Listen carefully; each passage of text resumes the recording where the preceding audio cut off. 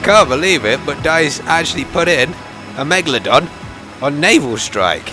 If you look at that thing from the air, like if you trigger it, which you do by having 10 people around that buoy, which I was stood next to, which is on the Naval Strike map, then it's literally as big as the island. I don't know if that is a life-size Megalodon. I don't know how big those things were, but it's absolutely huge compared to the baby great white shark I'm going to show you in this video, because there's one swimming around the D flag on the Lost Islands map. But I didn't manage to find this. I mean, there was like 12 posts on Reddit, so I'm not entirely sure who did, but there's been a T-Rex versus Shark Hunters Club battle, I think. So it's probably one of those guys, or one of those groups that managed to find it, because it's quite lucky standing 10 people next to that rather obscure buoy and then sort of just triggering it. But if you want to trigger it for yourself, I don't know if it's triggered it once, whether or not you can do it again in a server, but there are a lot of servers up at the moment. So as I say, it's on the Nansha Strike map. So if you want to try it out, just play Conquest on there, find a server with, well, at least 10 people in, because you need 10 people to stand around the buoy, and you can see the giant shark for yourself. And I bet if you put a helicopter in the right place, the jaws of the shark would actually, like, you go inside the shark.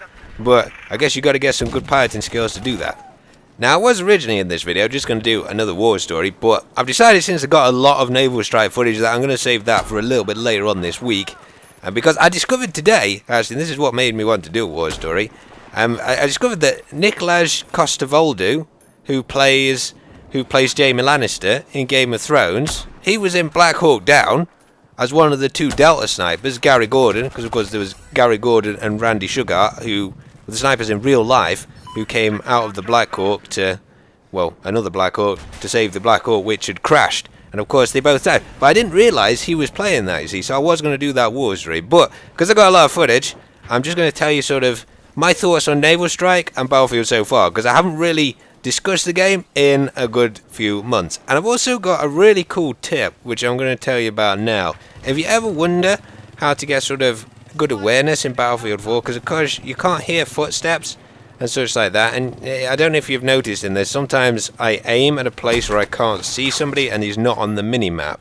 That's because when you play Battlefield 4, the best thing you can do, and I never hear anybody say this, so I don't know if this is going to be new or old news for you, but you want to listen out for, like, the shouts of the enemy team. So whilst I'm playing here, you see I'm playing as US, so I'm always listening out for Chinese shouts, because every time you shoot somebody in this game, if one of their teammates is near them and you've killed them, they shout out. And if there's more than one teammate, they all shout out. So instead of footsteps, that's kind of what DICE has put into the game to tell you where people are. So if you kill somebody, you can listen out, like especially listen out, and then hear where other people are. So you'll see I kill somebody, and then I like look to where the next guy shouted.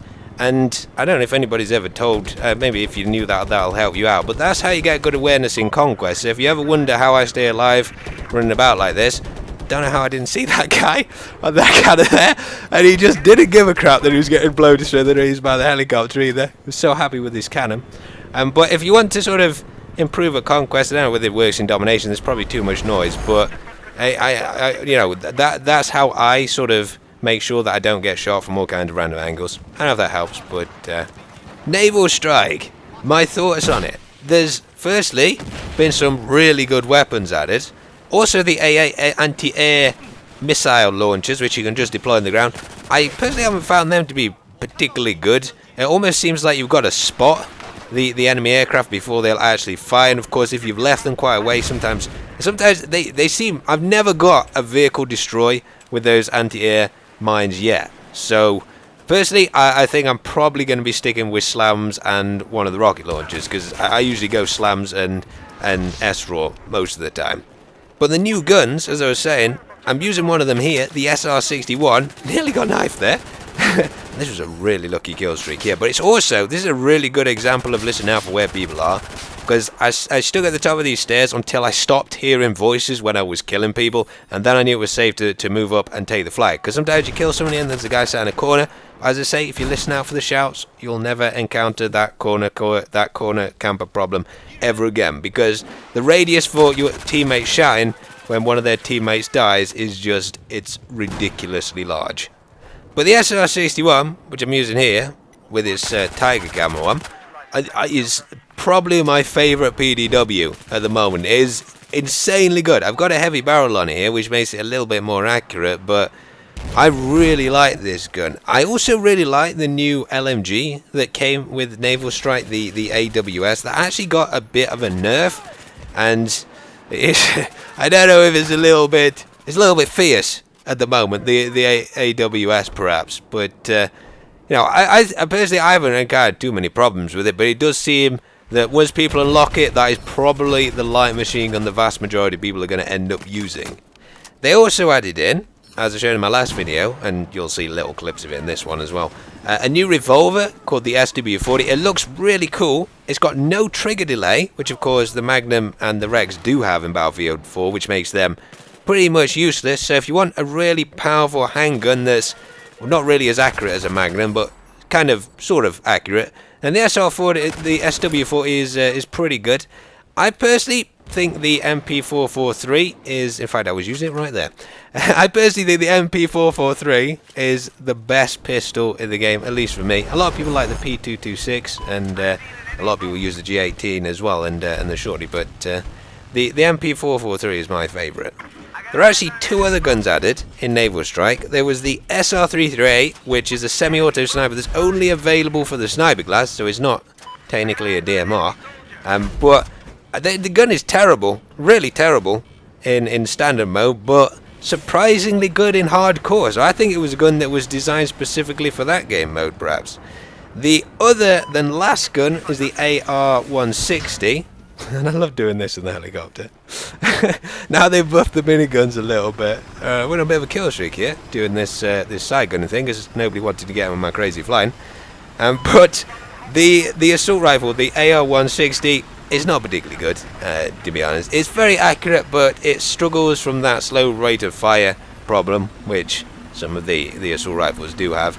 And in the end, given if you can control the recoil of a much higher fire rate gun, like the AEK, you might as well use that rather than something like the AR-160, so I probably won't be using that assault rifle much. So as well as new weapons, they also added in 4 new maps, all of which are sort of island sea maps. I'm playing on Lost Islands here, which sometimes gets plagued by the AC-130, to be honest. The AC-130 has also had a bit of a buff, a little bit unfortunately, given that it can be insta-spammed by the commander. I think on some of these maps it might have been better with a cruise missile perhaps instead of the AC-130, but I've only found that problem on Lost Islands, this map, to be honest. The other ones I haven't really noticed the AC-130 whatsoever, and I think it's because this one is just so open. But my favourite maps are probably Operation Mortar, which is the one with all the cannons on the top, just because it's got cannons, and it's a really nicely structured, that map. It's also really good in Domination, because Domination maps are a lot bigger than they used to be. In fact, I think this is probably the best map pack out at the moment, but I really enjoyed Paracel Storm, like this kind of like swimming and moving between islands and stuff. In fact, the only map I've sort of preferred watering a little bit more is Flood Zone, when the water's actually flowing through there, but that's because that one reminds me a bit of The Last of Us, when you're sort of swimming underwater and everything's been flooded, because there was a scene like that in The Last of Us, and that's where I spotted the shark. I'd heard there was one, but I didn't know about the Megalodon, of course. I think that guy was Steve Irwin in stuff. I don't know if Steve Irwin went after sharks. He was a crocodile guy. He'd have probably gone after sharks if he had any in Australia. They have great whites there. I don't know what anyway, my other favourite map is Wavebreaker, and that's the one you've probably seen in the trailers, with a big submarine pen in the middle of the island, and you can blow out the struts and then it all falls down. But that's really good because it's got a sort of that separate indoor area for infantry combat, so you don't get plagued by any of the aircraft and stuff like that. These are the AA mines. I was just setting up there to try and take out that helicopter that was flying around. And I've been playing a mixture of, well, several games here, but largely on Carrier Assault, which we're at the end point of the carrier here, where you sort of got to breach in through the doors. So basically you take all the flags, and then the missiles hit the ship and blow open the doors, and then you've got to capture these 2 MCOMs on Carrier Assault. It's really good game mode, this. I love this sort of feeling of pushing in, but I have found sometimes you don't know that it's actually been done, because it's only like a little thing on the left hand side, and you sometimes forget that the carrier's actually open, and then nobody attacks it until a lot of people realise there's just one guy there and everybody else is still on the island. So I mean, I'd like an alarm to say that you've busted into the enemy's carrier and you've all got to attack there or something like that. But I don't really know if people are still sort of on a mode with Battlefield 4. But this DLC, it seems pretty good to me compared to the rest. I've had quite a lot of fun with it. But anyway, thanks for watching, guys. I hope you enjoyed this video. I've got some cracking stuff lined up for the rest of this week. A lot of videos ready. And I will see you guys in the next chapter.